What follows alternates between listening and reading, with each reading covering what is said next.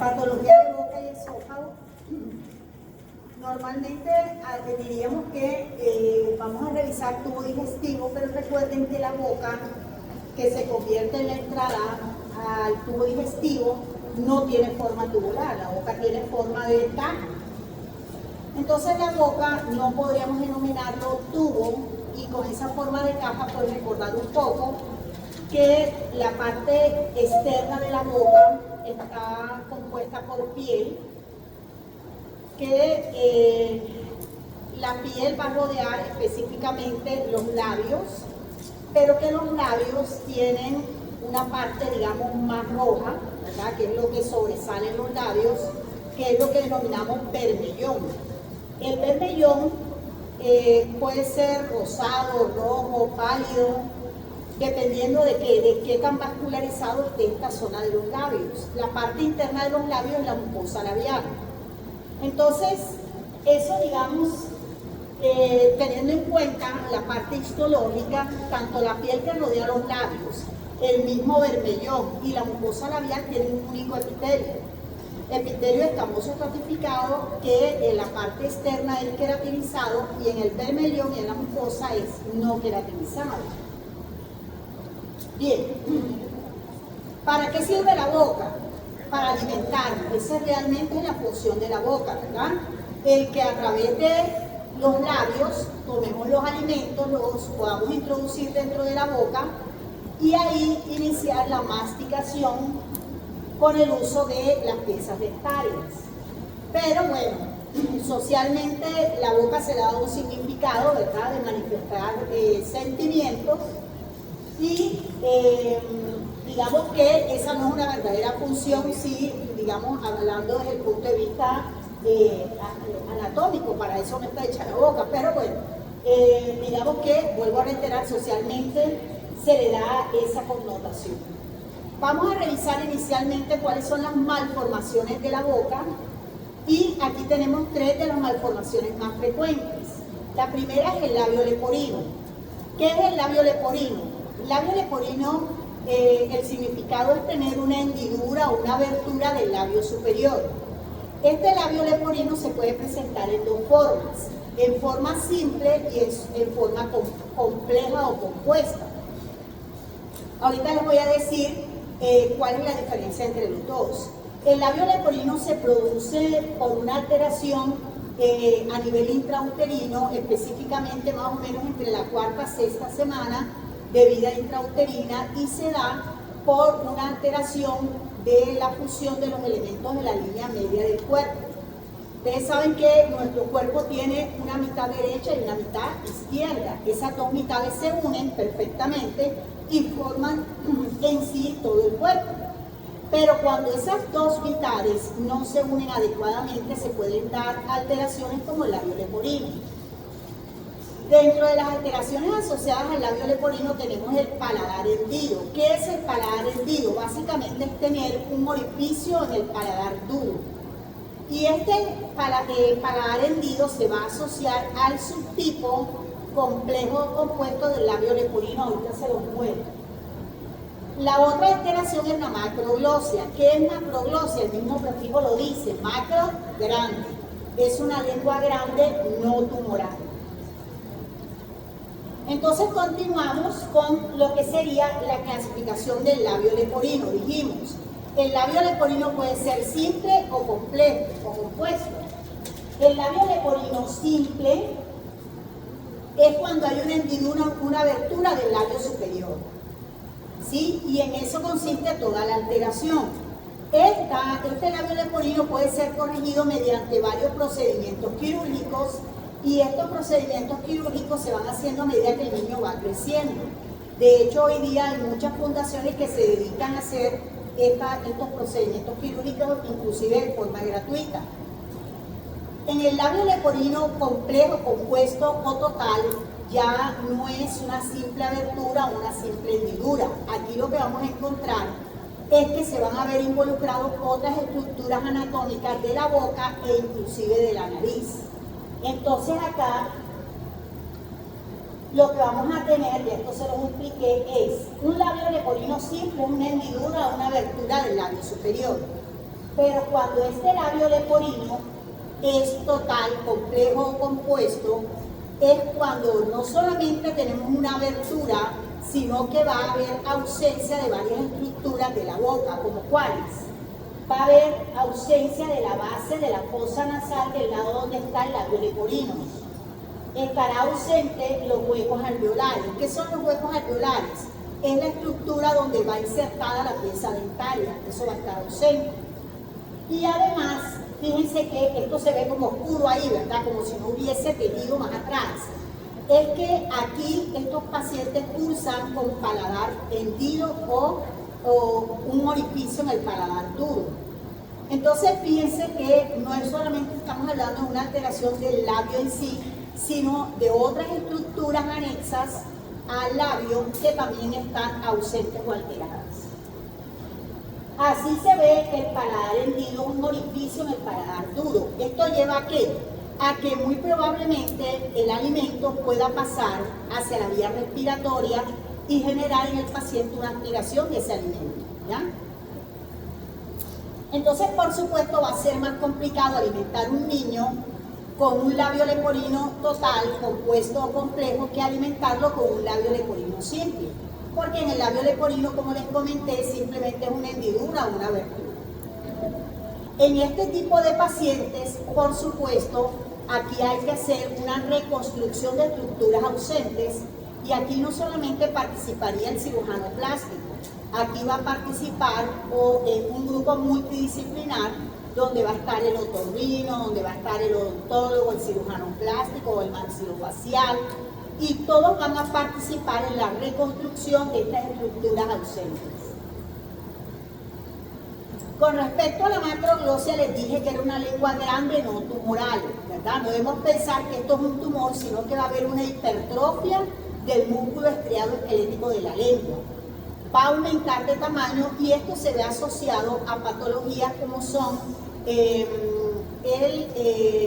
síndrome de Down, y también se puede dar en algunas patologías como es el cretinismo. El cretinismo es el hipotiroidismo congénito, entonces también se puede asociar a este tipo de patología, pero en especial se va a asociar al síndrome de Down.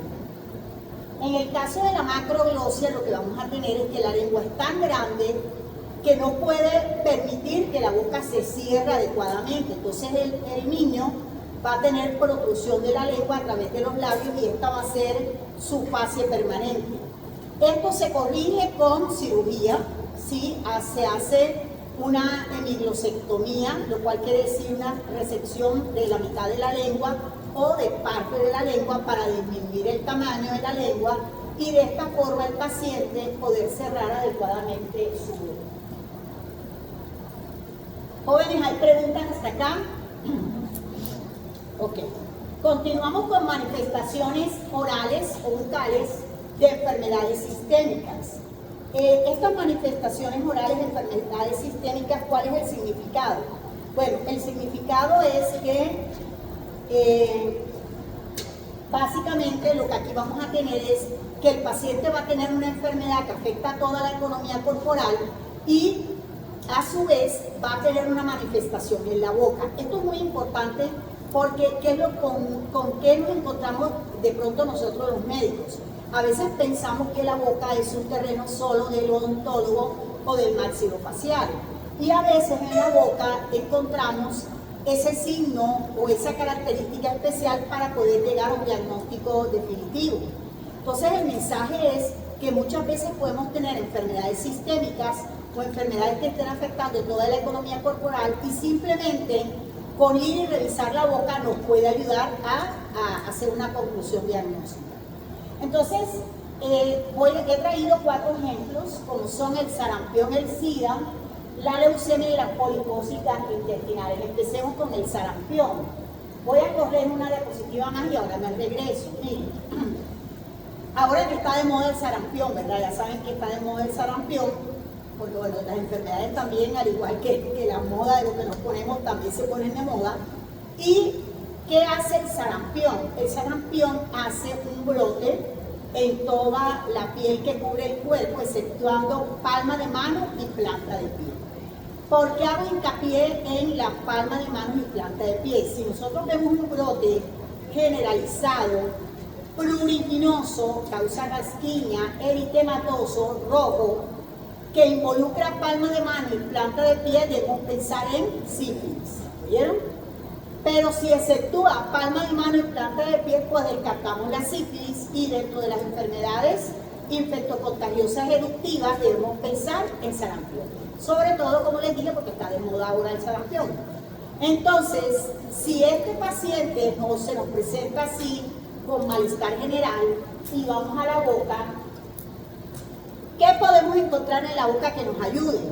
Vamos a encontrar más o menos a la altura del segundo o tercer molar superior, sea del lado derecho o del lado izquierdo, esta lesión. Es una lesión blanquecina con zonas rojas o eritematosas de bordes irregulares que aparece en la mucosa oral.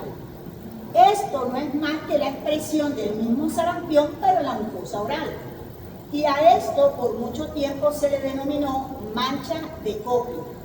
La mancha de Copley, está escrito arriba, fue el que por primera vez lo describió.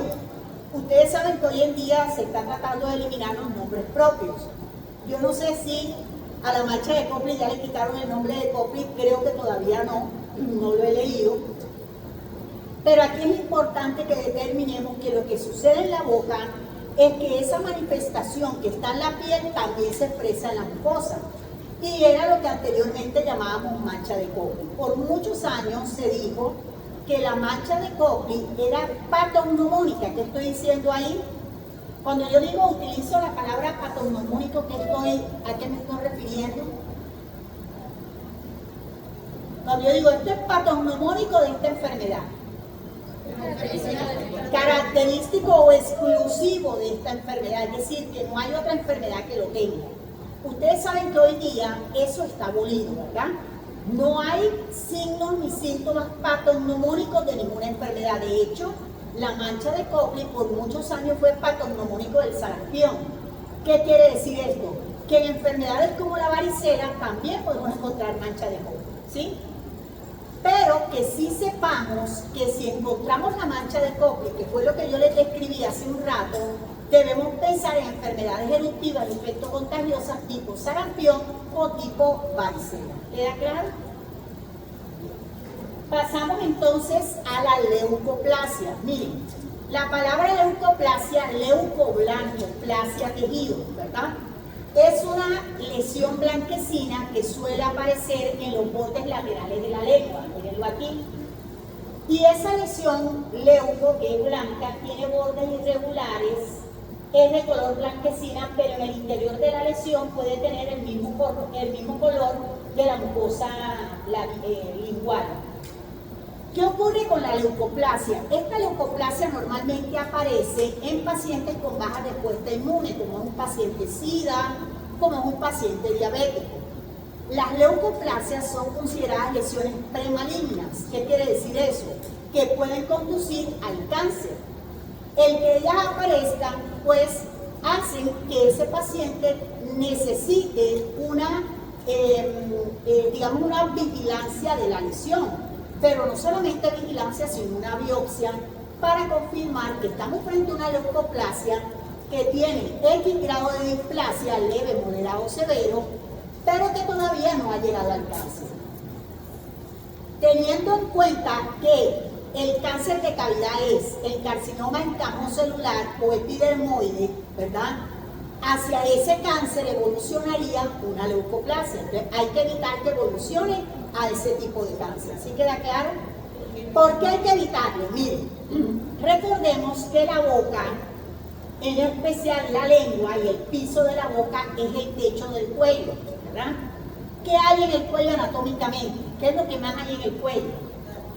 Vasos, cadenas ganglionares, ¿verdad? Músculo. Bueno, imagínense un tumor maligno en la boca diseminando hacia las estructuras, los vasos sanguíneos, vasos linfáticos y los ganglios, que es a través de donde se hace diseminación de los tumores malignos.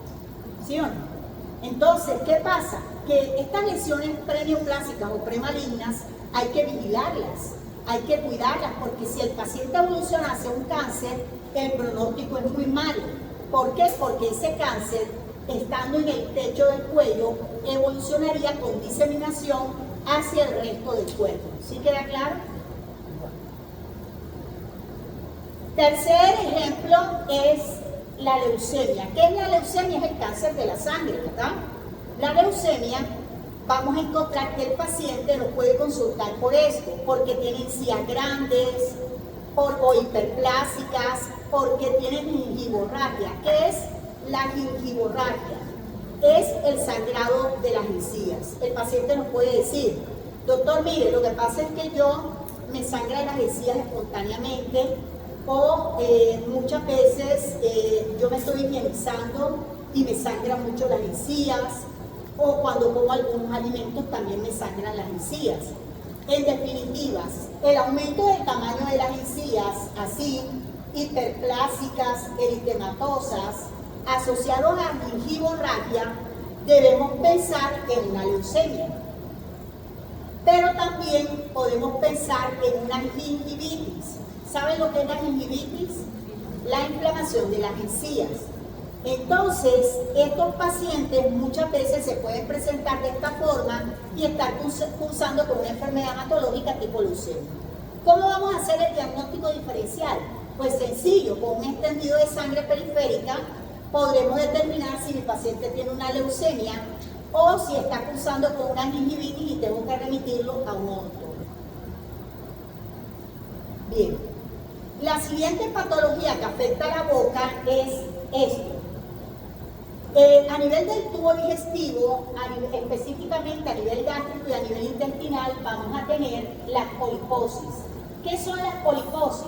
Son tumores benignos que crecen de la mucosa, del estómago y del intestino. Pero al estar en grandes cantidades, se le denominaría poliposis, ¿verdad? Porque son muchos los pólipos que pueden estar presentes. Los pólipos se relacionan con la producción de cáncer en los sitios donde se localizan. ¿Qué ocurre? Yo no estoy viéndole el estómago y el intestino a mi paciente, pero ¿qué puedo ver en el paciente que me pueda hacer pensar de un tipo de poliposis? Esto que vemos aquí, en la piel que rodea el bermellón, en el mismo bermellón y en la mucosa oral. Y es que estos pacientes van a tener unas lesiones maculares. ¿Qué es una mácula? Una mácula es un cambio de coloración. En este caso es un cambio de coloración oscura, ¿verdad? Una mácula que es oscura, de color café y que en la piel parecen pecas. Pero miren que estas máculas, a medida que se acercan a la boca o al bermellón, se hacen más oscuras y aumentan el número. Esto está muy relacionado con algo que se llama síndrome de Peutz-Jeghers. Síndrome de Peutz-Jeghers, en donde tenemos la poliposis gastrointestinal y simultáneamente este tipo de lesión en los labios y en la piel que rodea los labios. Síndrome de Peutz-Jeghers, ¿sí? Jóvenes, ¿hay preguntas hasta acá? Continuamos con los procesos inflamatorios en la boca, el herpes y la candidiasis. Entonces tenemos que el herpes es un proceso de origen micótico, de origen viral, y la candidiasis, por supuesto, es micótica. El herpes, vamos a encontrar que hay varios genotipos virales. El herpes va a afectar, el genotipo viral que afecta las lesiones que van del ombligo hacia la cabeza, es genotipo viral 1, pero también está el genotipo viral 2 que afecta desde el ombligo hacia las extremidades inferiores. Es decir, que el herpes genital es genotipo viral 2. ¿Por qué digo esto? Porque son genotipos virales específicamente de esas áreas.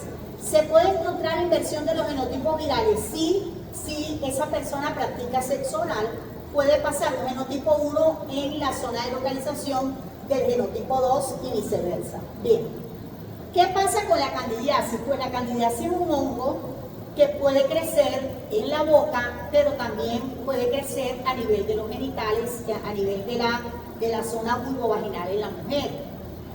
La candidiasis se presenta en la boca sobre todo en pacientes con baja respuesta inmune, pacientes diabéticos, pacientes SIDA. Con respecto a el herpes, este va a afectar las comisuras labiales, los rebordes labiales, y una característica del herpes es que se va a presentar con picazón, ardor y prurito. La lesión, al brotar, va a comenzar a acumular un líquido transparente en su interior, formando vesículas y posteriormente ampollas. La vesícula y la ampolla son muy similares. Ambas tienen líquido transparente en su interior. La diferencia es que la ampolla es más grande que la vesícula. Cuando la lesión se rompe y sale el líquido, en ese momento es infectante, y si esa persona tiene una pareja, pues no es conveniente estar en contacto con la boca de ese paciente porque le va a transmitir el virus. El tema es que el paciente que adquiera el virus del herpes lo adquiere para toda su vida. ¿Por qué? Porque los virus tienen un tropismo especial por los nervios y ellos van a seguir el trayecto de los nervios y van a permanecer latentes ahí. La única forma de eliminar, en este caso, el virus del herpes sería quitar todos los labios, ¿sí? O como, por ejemplo, cuando el paciente tiene virus del papiloma humano en el cuello de la matriz, pues se hace resección del cuello de la matriz para eliminar ese virus del papiloma humano. Lo que les quiero decir es que el virus tiende a infectar y permanecer latente y expresarse en ciertos momentos de la vida del paciente, pero no lo va a erradicar nunca de ahí. Este herpes también se puede manifestar a nivel del paladar duro, como lo vemos aquí. Con respecto a la candidiasis es un proceso micótico que afecta en especial los niños lactantes, preescolares, y una característica es que se va a manifestar como natas blanquecinas o membranas blanquecinas que afectan el bermellón, las encías, la lengua y el paladar.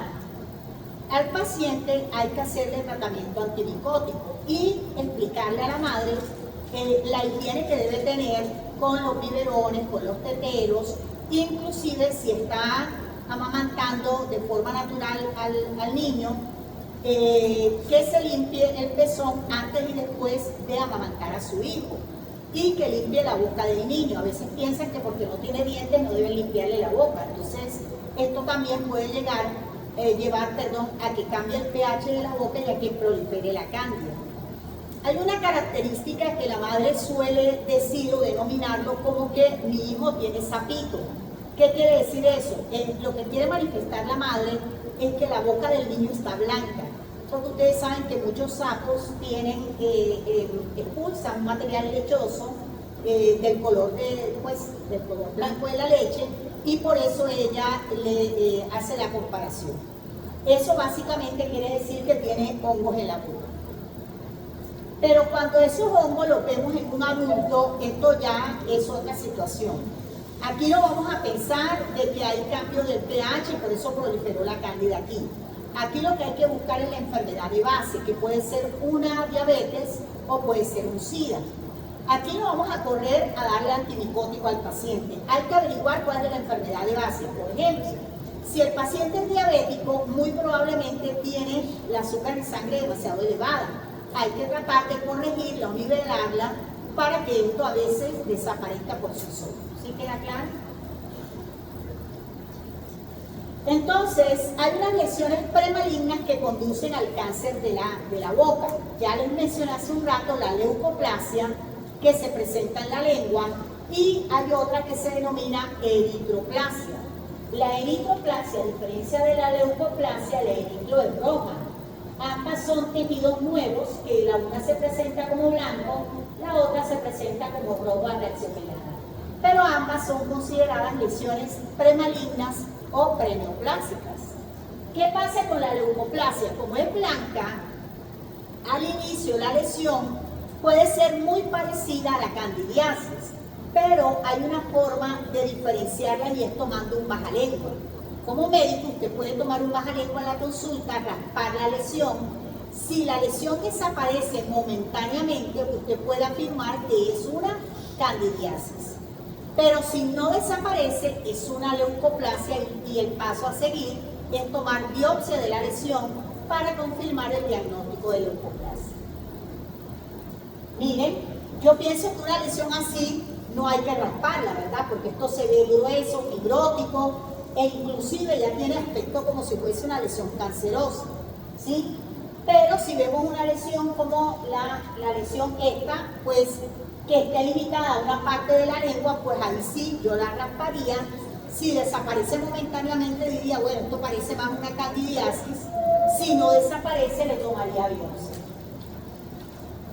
Y la eritroplasia normalmente está asociada a un elemento que genera un daño o una noxa, en este caso de la mucosa lingual, como es una pieza dentaria en mal estado. La eritroplasia, a diferencia de la leucoplasia, se ve color rojo aterciopelado.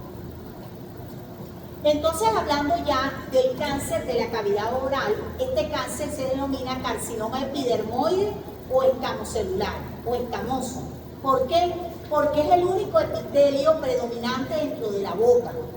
¿Ya? Es el único epitelio predominante dentro de la cavidad oral, el carcinoma escamocelular o epidermoide de la boca.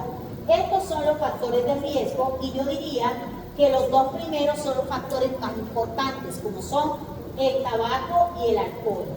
Son los dos factores más importantes, pero la exposición al virus del papiloma humano, que ya lo sabemos, que se puede dar por practicar también sexo oral, la exposición a la radiación como terapia coadyuvante de cáncer o porque haya una mutación genética. Como todos los cánceres, se presenta entre la quinta y séptima década de la vida. Y la localización de este cáncer es así, en estos cuatro lugares, pero quiero decirles que los dos primeros son los más frecuentes, los dos últimos los más infrecuentes, lo cual quiere decir que el suelo de la boca y la lengua son los sitios más frecuentes en la ubicación de este cáncer, mientras que el paladar duro y la base de la lengua son los más infrecuentes, repito. Lengua y suelo de la boca más frecuentes, paladar duro y base de la lengua más infrecuentes. Bien, jóvenes. Pues el mensaje con la boca es que no es un terreno del odontólogo, ¿verdad? Es un terreno también del médico, hace parte del cuerpo y no está de más que lo revisemos. Fíjense cómo hemos hablado de varias enfermedades que inclusive pueden afectar la economía corporal y están relacionadas con la presencia de las mismas. Jóvenes, ¿hay preguntas hasta acá? Deme un momento, por favor.